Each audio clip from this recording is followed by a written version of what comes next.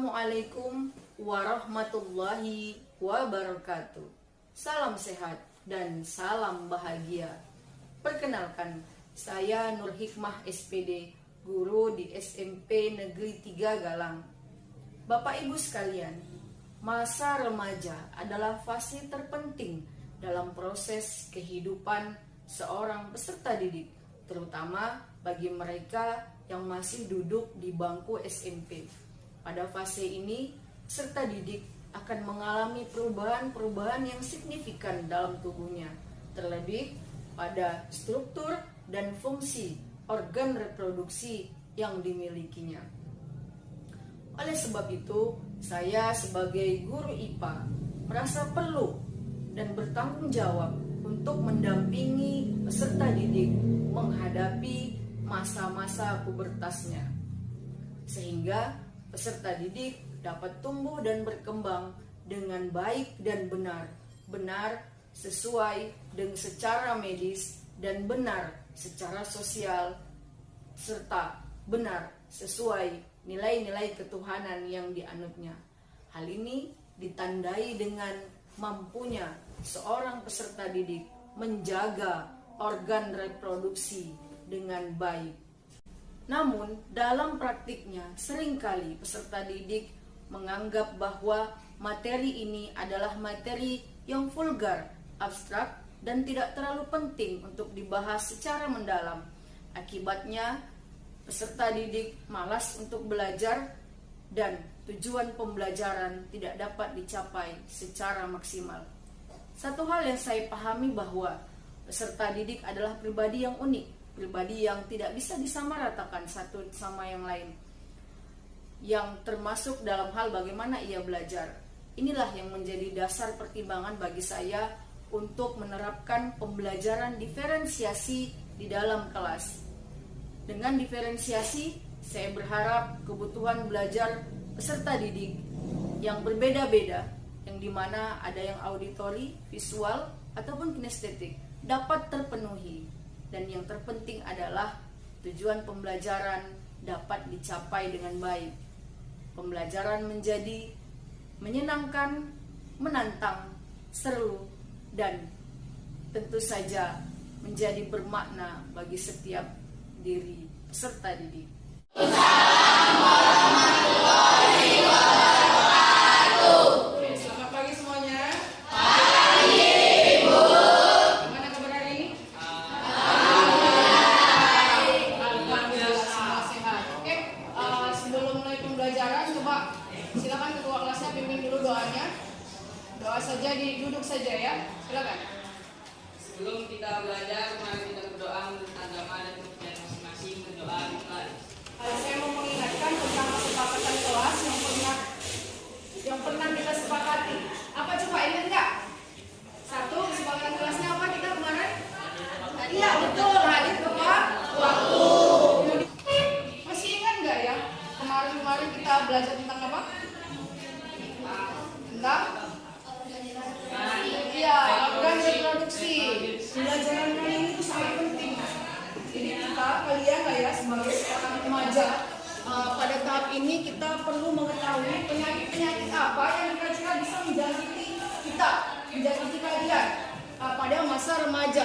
Nah, bukan hanya tahu penyakitnya, tapi dalam pembelajaran ini kalian juga harus tahu bagaimana cara menjaga kesehatan organ reproduksi. Oke.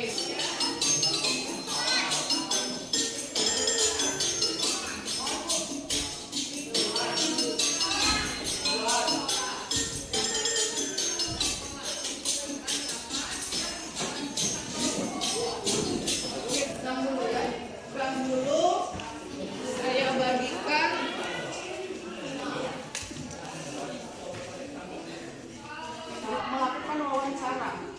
melakukan wawancara dengan orang di sekeliling. Bisa kawan, satu orang, bisa guru, bisa ibu kantin. Yang jelas ada 3 narasumber yang harus kalian datang wajibnya. Boleh lebih boleh. Nah, tapi yang langkah pertama yang harus kalian lakukan adalah membuat daftar pertanyaan. Ini contohnya ada di sini. Misalnya, apa pentingnya kita menjaga organ reproduksi? Satu pertanyaannya. Jadi nanti buat di sini buat tabel atau apalah ya, narasumber satu namanya siapa, baru buat pertanyaan jawaban, pertanyaan jawaban. Untuk sumber belajarnya boleh tengok dari buku, boleh googling dari handphone kalian, boleh dari LKS kita atau pengalaman sehari-hari.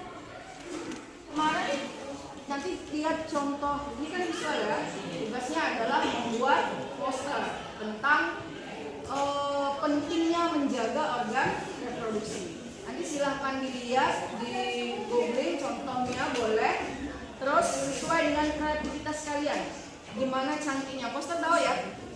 Ada gambar apa, bagaimana kita supaya sehat gitu ya, tentang menjaga organ reproduksi. Silahkan nanti dilihat, disepakati apa aja. Kalau mau pakai aplikasi boleh, pakai kertas juga boleh. Ini sudah disediakan. Yang kemarin ada ibu suruh buat kalian ada? Ya, ini dikeluarkan. Ini kertasnya kita sediakan. Kalau mau di kertas boleh, di aplikasi juga boleh. Nanti dikirim ya. Oke, silakan lakukan. Ini di sini ada buku, ada internet, ada LKS, ada orang gitu ya sebagai sumber belajar juga. Silakan. Nah, untuk yang ini tadi sudah dibagikan gitu, buat yang rapi, buat artikel tulisan tentang penyakit pada organ reproduksi. Contohnya apa? Gimana menurut kamu tentang merokok? Apakah dapat merusak organ reproduksi wanita maupun pria? Bisa juga loh. Bisa.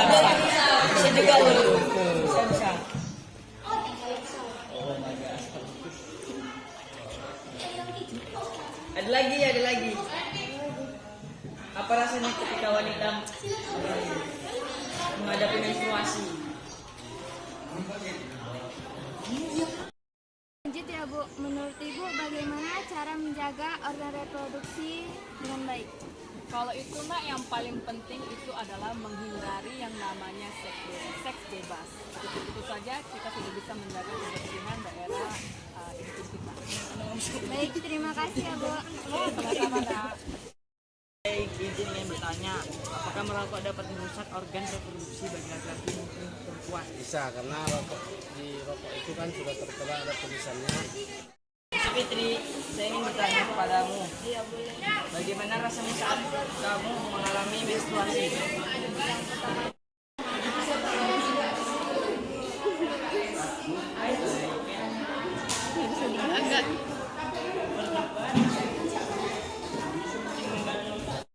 Dan mencegah pada organ reproduksi. Salah satu penyakit pada organ reproduksi adalah epididymitis, penyebab oleh infeksi atau terkena penyakit menular seksual. Pencegahan hari ini itu menyenangkan karena bisa mencari tahu informasi melalui internet. Pelajaran hari ini sangat seru, Bu.